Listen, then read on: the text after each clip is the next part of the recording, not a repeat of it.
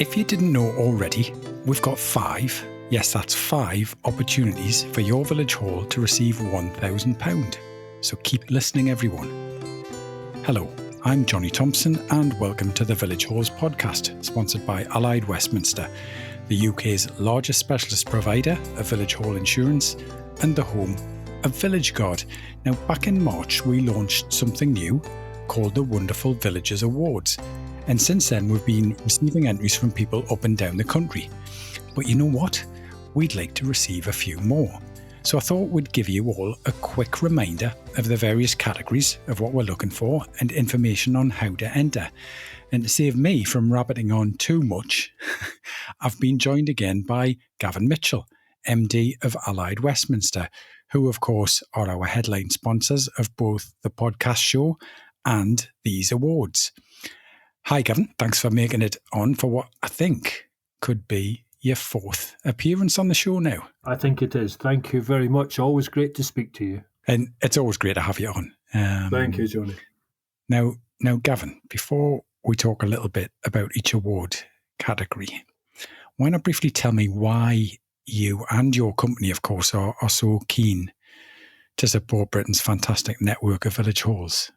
Well, Johnny, we've been insuring village halls now for close to 20 years across the length and breadth of the country. And despite the diversity of village halls, large, small, geographical, there's massive commonality. There's massive commonality in terms of the mission, what they're trying to achieve for the local communities. And I think a lot of them share the same problems. You know, they look for the same sorts of solutions, you know, whether it's fundraising and so on and so forth. And they're such an integral and such an important part of rural communities. And, you know, we've been looking after thousands and thousands of halls for you know, as I say, almost 20 years. And, of course, we all went through the crisis of the pandemic, and you know, we helped quite a lot in terms of generating funding for village halls, because even then there wasn't commonality. You know, some areas of the country, the village halls got grants without too much of a problem. Other parts of the country, our clients and other village halls we know weren't getting money. So we were sharing ideas, cross-fertilizing ideas, you know, giving them template letters they could send to their MPs and so on and so forth. But it is a community, Johnny. It's a community of interest. It's a community of mission right across the whole country, from the Highlands to the South Downs. And it's something we're very passionate about, and it's something we try and help them as much as we can, other than just insuring them. We're trying to keep them in touch, try and create a bit of fun, which is what this is about. Yeah, and as I've already mentioned, part of the support that you're giving is to put up the prize money for the Wonderful Villagers Award. Indeed. So how about we quickly run through the 5 categories, each of which could result in your hall out there receiving £1,000 in funding, as long as you enter, of course. Yes, indeed. You've got to enter, haven't you, Gavin? You've got to be in it to win it, as they say. Well, there's only one hall that we know not allowed to enter, and indeed that's one of our judges, isn't it, Simon? That's right. We ruled his hall out right at the off. We did. Sadly. Poor old Simon. He's not even here to answer for himself either right now. I just remind him he's not in for a winning prize. Yeah. Okay. Brilliant, Gavin. So let's begin with Project of the Year. Fairly straightforward, this one, yeah? Okay, yeah. Well, this is a broad category, and it applies to almost any project your local village, church or community hall has delivered or is currently delivering to support your community. It could range from rebuilding or upgrading your facilities to an initiative to develop a community business or to tackle loneliness and isolation, for example. In fact, many of the things that have been covered in many of the podcasts that we've been listening to over the years.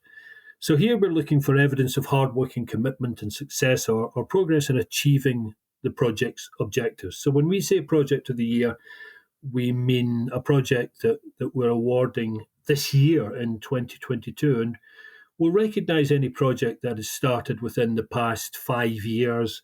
And indeed, the project can be ongoing. It doesn't really have to complete this year. And of course, many projects aren't completing because they were held back by COVID. But the award is going out this year. And as I say, it spans back for anything that's essentially kicked off in the last 5 years, even if it hasn't quite completed yet. That's basically it for the Project of the Year award, Johnny. Brilliant. And in a similar kind of vein, but slightly different, we've got the Innovation Award as well. And this one is seeking to recognise new or progressive ideas from village halls that also could really inspire others. So anything that is forward thinking, really, perhaps a project that's connected to improving the environment, for example, or that takes like a digital approach. I think it would be nice if we could be surprised, with this one, if you can, because as I say, the idea is also to inspire others. This is all about sharing ideas and bringing information, to other halls, as well as awarding a hall for coming up with something that's particularly innovating. Good one. Gavin. Next one, Young Persons. Yeah, the Young Persons Award. Young Persons Award. Well, this category has a broad interpretation. It's best explained in the word involvement. I mean, the award may recognise the participation or contribution of a young person connected with a village, church or community hall, or it may highlight the efforts of the hall to attract and involve young people as trustees or providers of facilities or services to the local community. Now, if the hall involves or is actively doing something that seeks to involve young people, and by young people, certainly a lot younger than us, Johnny, no offence, by young people, I mean up to about 25 years old, but we're not being very strict about that. Essentially up to about 25.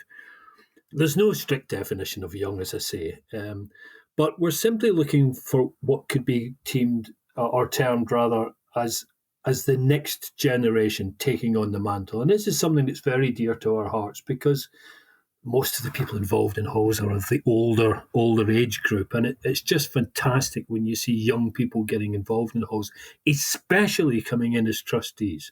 That's great, because that's all about the sustainability of the hall for the local community, bringing the young people in. So the Young Persons Award is definitely something we're very keen to support. Yeah. And one interesting fact about this award so far, this is the one that we've had the least entries for, Gavin. And I think there's two things to take from that. The first thing might be that could be a sign that there is a certain shortage, if you like, of young people being involved in halls. So there's a message in that to begin with. But of course, the other side to the coin is if you are able to enter one of the categories, this is probably the one so far that you've got the best chance of picking the prize up for. So, well, that's very true. Yeah, I would really encourage people to have a think and get their entries in on this one in particular. Mm-hmm. Next, we have what we're calling the Inspirational Story Award.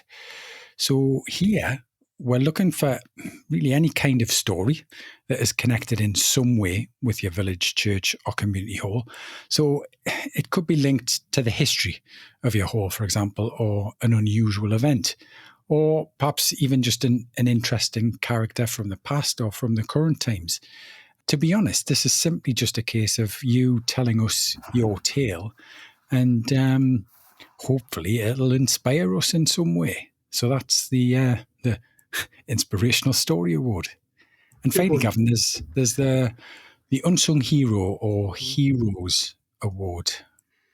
Yes, the Unsung Heroes or Heroes Award. In fact, if I may wind back just a second, Johnny, the Young Persons Award, exactly the same as the Unsung Hero or Heroes Award, is a singular or plural. It might be a group of young people. It's not necessarily one person. Yeah, good point. It's a young person's initiative. Now, Unsung Hero or Heroes Award, this category recognises an individual or group of individuals who have worked tirelessly to support their local community through their involvement with the local village hall or church or community hall.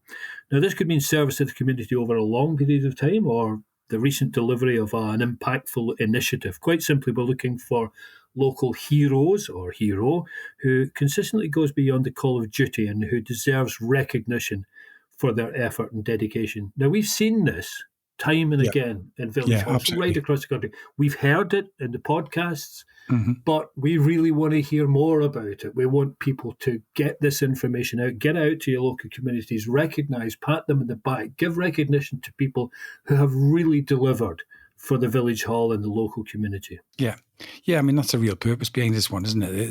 There are so many unsung heroes that dedicate so much time and so much effort to the local community in the village hall, and it would be lovely, just to give these people that recognition and also provide some funding on the back of that to the hall that they serve and the community that they serve. Indeed. And if I could just add something, Johnny, which I think it's very good. We must be close to, or you must be close to, what have you done? Almost 50 podcasts? Something of that order. It's around 50 episodes now. Yeah. So, I mean, all I was going to say was if people haven't listened to the podcast, tune in, go to the website, listen to them. There's some fantastic podcasts in there. And this may give you some idea of the very sort of things we're trying to provide awards for. There's some fantastic stories and anecdotes and helpful podcasts and fundraising to goodness knows what else. There's loads and loads of good stuff, mental health, all sorts of things, keeping your hall secure, lots and lots of things. But I think there's a wealth of information there. But the important thing is that these awards, we'd like this to get out into the local community. We'd like the village halls to promote this. We've got a poster, a flyer. Put it up in the notice board in the village hall. Get the community involved. Get £1,000 back for your village hall. Brilliant. There you have it. 5 opportunities to win £1,000 for your village hall, and something there for everyone as well, hopefully, Gavin. Indeed.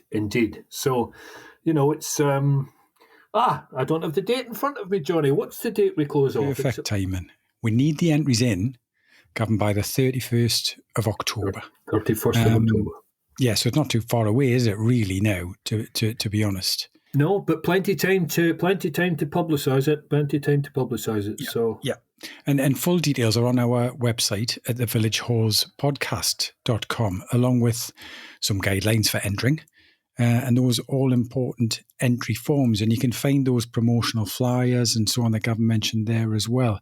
We're asking you to limit your entry to 600 words at most, but we may well get back to you for more details. So please make sure you give us those all important contact details. And there's one more thing as well, isn't there, Gavin? Indeed. Which is, Johnny, sorry.